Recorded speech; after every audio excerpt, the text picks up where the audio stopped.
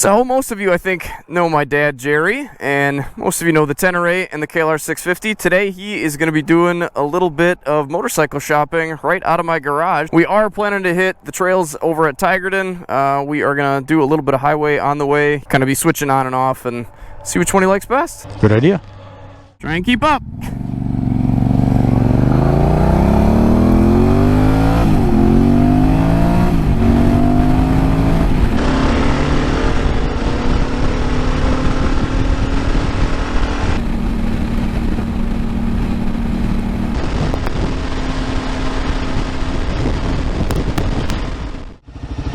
Yeah, the windscreen could be a little taller on this one. Yeah. I don't say that about too many bikes, but and I know a lot of people complain about that, but this one could use a taller windscreen. Yeah. If you duck down just like 3-4 inches, and I'm about the same height as you are, then it's fine, but sitting up, it's like, it's not too bad though. It's got okay acceleration.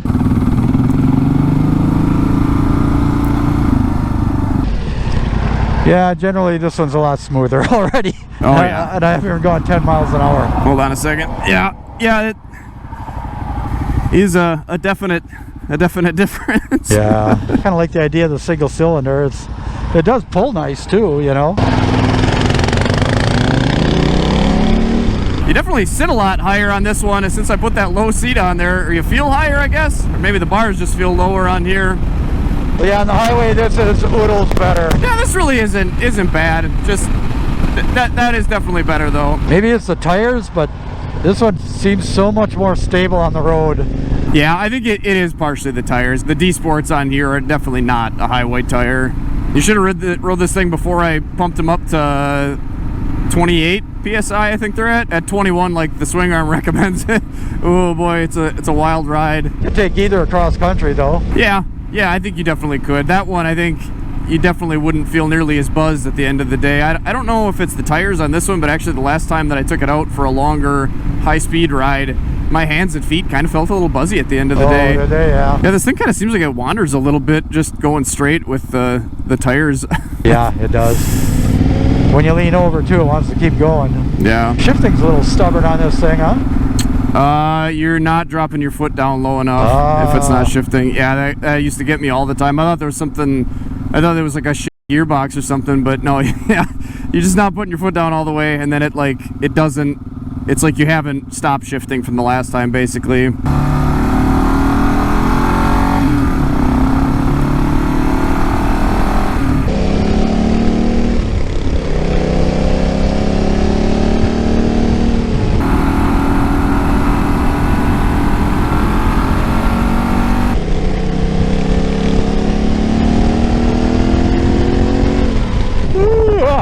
Was that a yawn or what was that? Yeah. No. Supposed to be yawning on this one, not that one. Oh yeah. It's got nice acceleration though. Yeah, it does. They both get about 50 miles to the gallon on the highway? Yeah, I'm not really sure. Probably about that. Yeah, I think this might be a little bit better. I do like the idea of the single cylinder. I don't know why. It's just kind of neat. Yeah, I suppose you haven't had really a big adventure bike like this, have you? A single cylinder? No, 250 is the biggest I had. Yeah, there's definitely something special about them. Yeah, it is cool.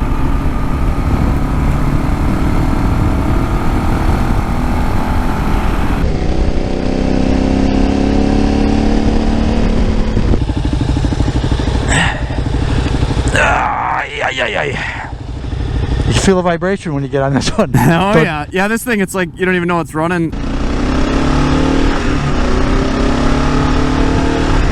Yeah, it's like totally different ergonomics too. This one, you're way more stretched out. Oh really? Yeah. The bars are a lot straighter too, but that's my doing. Actually, that's not true. They're actually less straight than they were to begin with.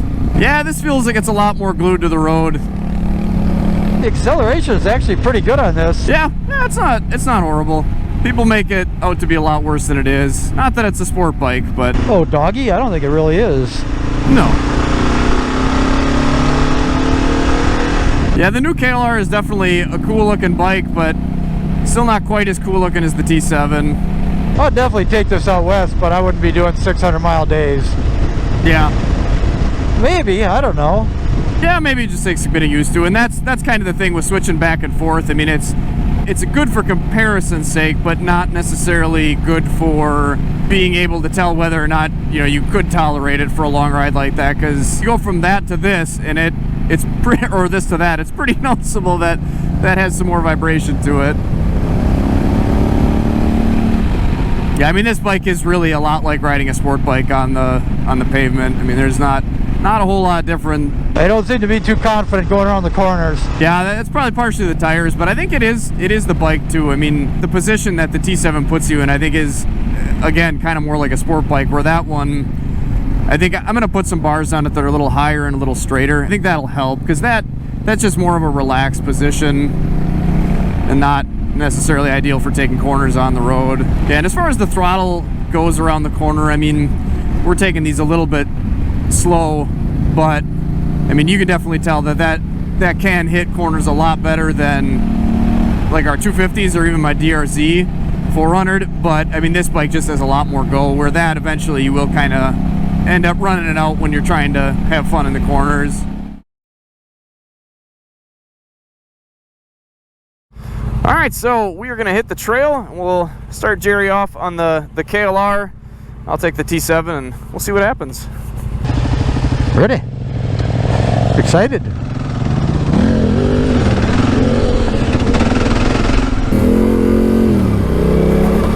So we'll do probably the whole loop, just the main one, and then we'll switch when we get back there again. Yeah, it does feel nice in the dirt. It does.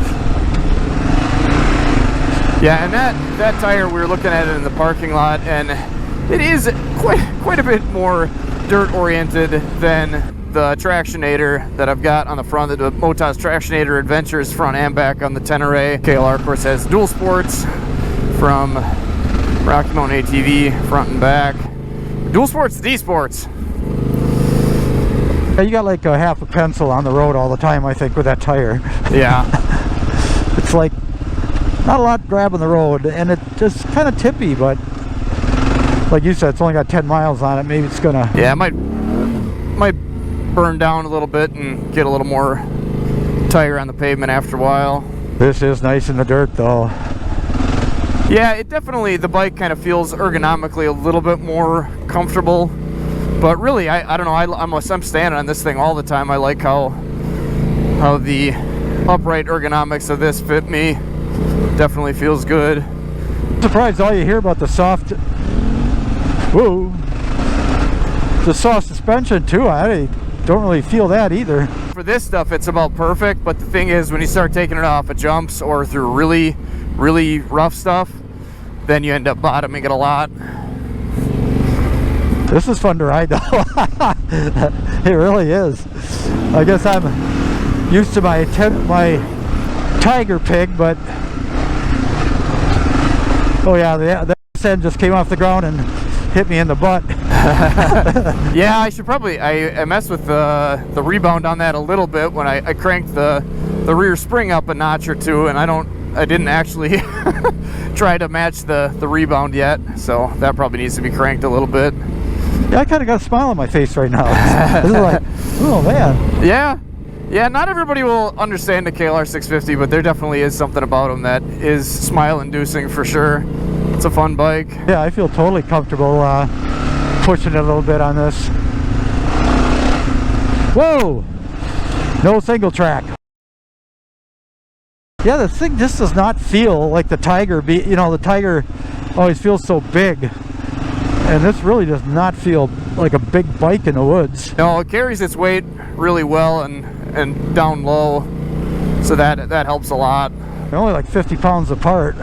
I think that bike actually weighs just about, what does your Tiger weigh? 500 with all the shit I got on it. What is a deer? Yeah, that one's 460 without any of this stuff on it. It might be 500 with all the crash protection and stuff. I think sitting down riding off-road, I'm a lot more comfortable on the KLR, and on my Gen 2, I sat like 90% of the time when I first got it. It wasn't to the end of it that I was starting to kind of flip-flop and ride 90% standing up when I was off-road.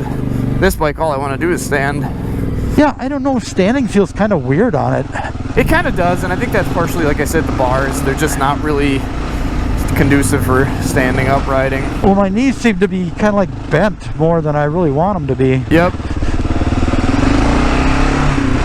you're getting ahead of me here.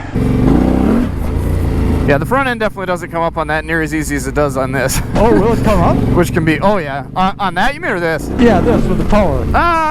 You gotta work it pretty hard to make it do it, but I've gotten it off the ground a couple times when I needed to. This one, you kind of still gotta play your cards right with it. You can't just hit the throttle and expect it to come up. You gotta go on the right speed, the right RPM, and pull back a little bit. Oh, oh, oh. Whoa, oh, oh. I'm sure you heard that. Whoa. You right side up? I am good. Whoa, which way the rail would go here? Okay. I am kind of trying not to beat your bike at the same time I'm trying to test it out. Oh, I mean, I beat it. I've never been easy on it, really. I mean, I've never been super hard on it either, but yeah, I wouldn't worry about that too much. I mean, you don't redline it or anything, but other than that, I wouldn't worry about it. I ride it pretty hard. It's got no tack though. Woo! Well, yeah, I mean, you can kind of hear it. I don't know. As long as it's not screaming. I won't let it scream. No, I feel really freaking at ease on this thing. Yeah, I'll be interested to see how you feel when we come around it again on this.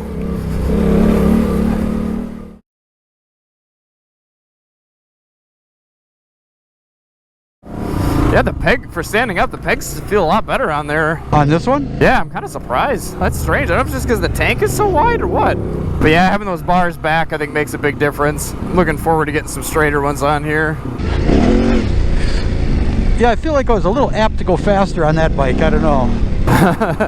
Seems like you're going faster on that than you were this. Oh, am I? I think so, yeah. Oh. Yeah, this is pretty sweet, though. Yeah, it's hard to beat.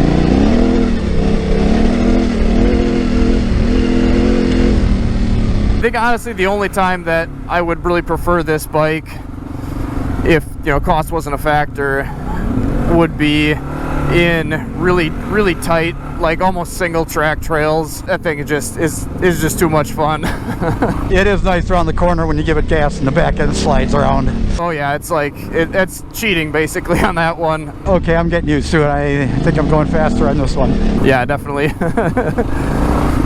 Yeah, like I said, the only thing that's worse on that one is just that it's a little bit tall and feels heavier at slow speeds. I don't feel that at all. Well, you're going too fast. Oh.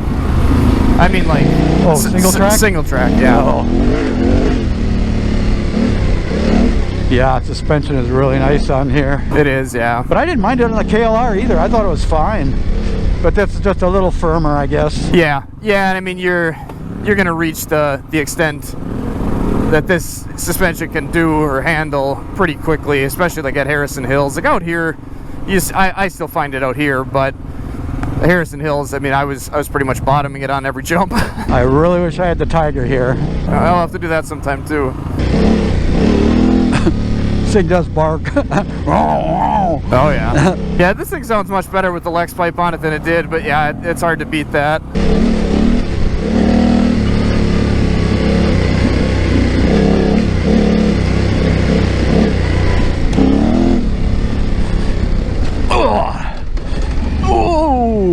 Yeah, I guess I want the ABS off. Yeah. You can turn it off. You just got to stop and hold the button down. Right here? Yep, you just hold it down until the light shuts off. There you go. Or I guess it turns on. Off-road. Off-road mode. Off-road mode. I gotta say, I'm kind of surprised. I mean, I knew that especially like I told you at the beginning of this year, I wasn't so sure, and then after I rode the Tenere a couple times, I realized how much more I liked it. But I gotta say, I'm actually surprised at how much more I like it. Feels like you're having a lot more fun and a lot more capable on the Tenere than the KLR.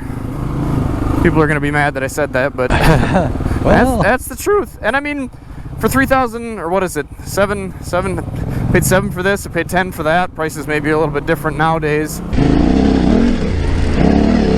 That's a whole nother dual sport, really. I mean, in the used market, well, maybe not today, but it used to be anyway. So, I mean, there's definitely reason to consider something more inexpensive, even if you could afford either. But I mean, the KLR is still a heck of a bike. Woo! I'm sure I'd be happy with either one. like we said before, I mean, there is just something kind of special about the KLR. But there's something special about the Tenere too. A lot of things about it. The single cylinder is cool. It is, yeah. As far as getting you to places like this and being able to ride them, I mean, this thing is more than capable. And I mean, again, $3,000 does get you a lot with that bike, but I mean, obviously then you're going to pay for it.